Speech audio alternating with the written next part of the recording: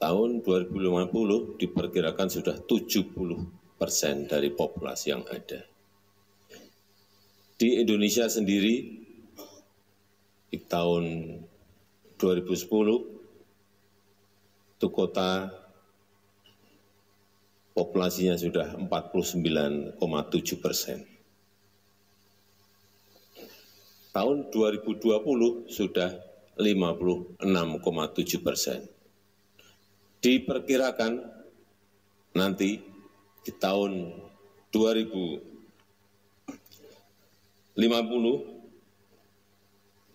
2045, 2050 sudah mencapai 70%. Oleh sebab itu yang namanya desain kota, perencanaan besar, strategi besarnya harus disiapkan dari sekarang. Semua kota harus memiliki rencana besar kotanya masing-masing. Sering saya sampaikan, mestinya setiap kota itu punya perbedaan-perbedaan. Karena unggulannya semuanya memiliki. Dan kita tahu kota-kota di Indonesia tidak ada yang spesifik memiliki kekuatan dan diferensiasi dibanding kota-kota. Perbedaan-perbedaan dengan kota-kota lainnya.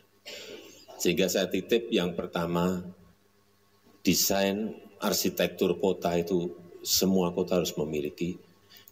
Tetapi lebih detail lagi, harus ada detail engineering-nya. Sehingga jelas ini kota ini nanti 2050 akan menjadi kota apa. Karena sebetulnya keunggulan-keunggulan kuat itu akan nanti memunculkan karakter kota itu dibawa kemana. Saya berikan contoh, kota-kota dunia yang menarik menurut saya. Ada di California, di Sunnyland. Ini sering saya ceritakan.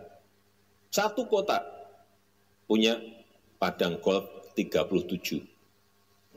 37. Semua private jet hampir setiap hari datang ke sana hanya untuk golf. Kita nggak bisa bikin seperti itu. Di tempat-tempat kota-kota yang agak dingin, saya nggak tahu kota mana. Kenapa tidak? Ada kota yang punya spesifikasi membuat pameran setiap 2 minggu sekali, pameran tingkat dunia di Köln, Jerman. Tiap 2 minggu pameran terus, pameran fotografi, pameran outdoor, furniture, pameran teknologi, terus hidupnya hanya dari pameran kota itu. Ada lagi yang sangat terkenal yang karena itu bidang saya, kota mebel, yang namanya High Point. Ini di North California. Yang setiap tahun itu selalu datang berpuluh ribu orang untuk melihat tren mebel itu seperti apa. Warna yang tren tahun depan apa. Di sana, pameran seluruh kota.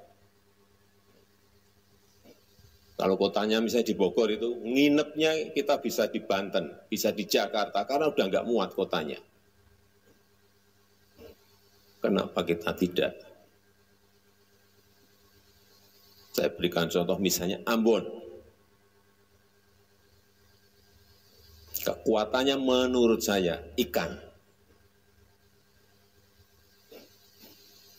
Kenapa tidak dibuat, direncanakan mulai sekarang seluruh fasilitas yang berkaitan dengan ikan? Enggak ada yang dipikiran yang lain Ambon kecuali ikan. Storage-nya, pelabuhannya, konsep besarnya ikan. Mengundang setiap tahun misalnya konferensi mengenai ikan.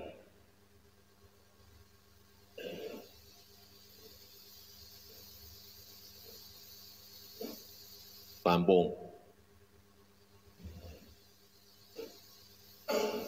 Kota nanas atau kota pisang, karena sangat terkenal sekali pisang dan nanas di Lampung.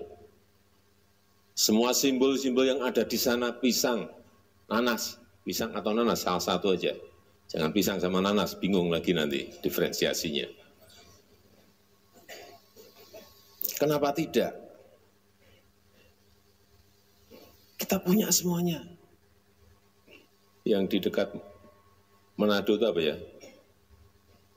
Tomohon misalnya, menjadi kota bunga.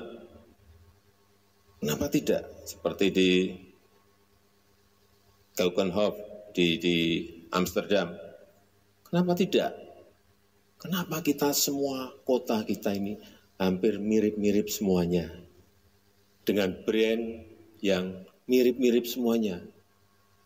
Berhiber, berseri, pokoknya pakai ber, karena bersih itu dari depannya diambil bernya semuanya. Ber apalagi ber semuanya.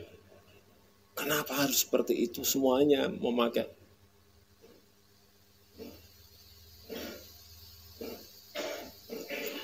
Jadi kekuatan kota itu betul-betul muncul, karakter kotanya muncul, tapi itu semuanya harus didesain sejak awal seperti tadi disampaikan oleh Pak Bima Arya. Ada konsistensi terus-menerus dari setiap kepemimpinan, tidak gonta-ganti program, gonta-ganti acara. Kayak pompa bensin kita nanti. Dari nol terus, dari TK, sudah sampai SMA, balik lagi ke TK, sudah sampai SMP, kembali lagi ke SD, mau mulai lagi. Karena kita tidak memiliki perencanaan kota yang detail.